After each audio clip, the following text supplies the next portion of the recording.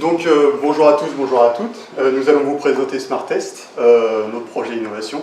Je suppose que dans cette salle, vous avez quasiment tous touché à un outil d'intégration continue, ou du moins touché à la partie test d'une application. C'est une partie qui est relativement fastidieuse, mais qui est néanmoins essentielle à une application.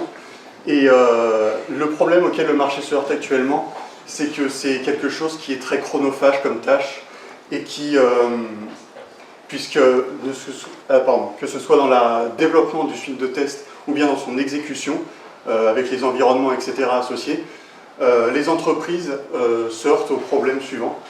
Et ce qui fait qu'elles sont obligées de run les tests la nuit pour avoir des feedbacks le lendemain.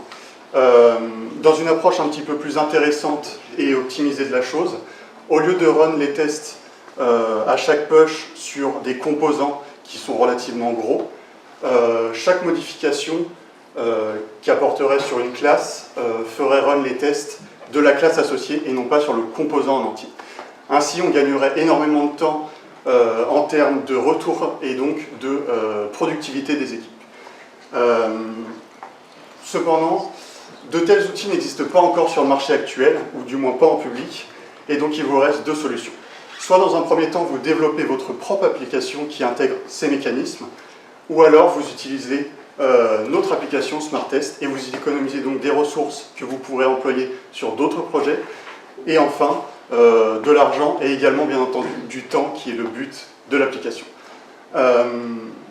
Et une dernière chose quant au développement que nous souhaitons vous fournir grâce à notre produit, les outils actuels ne permettent pas d'avoir un feedback très précis quant aux tests et aux échecs que votre code va produire. Et donc, une partie analytique plus poussée serait bien plus intéressante grâce à notre produit.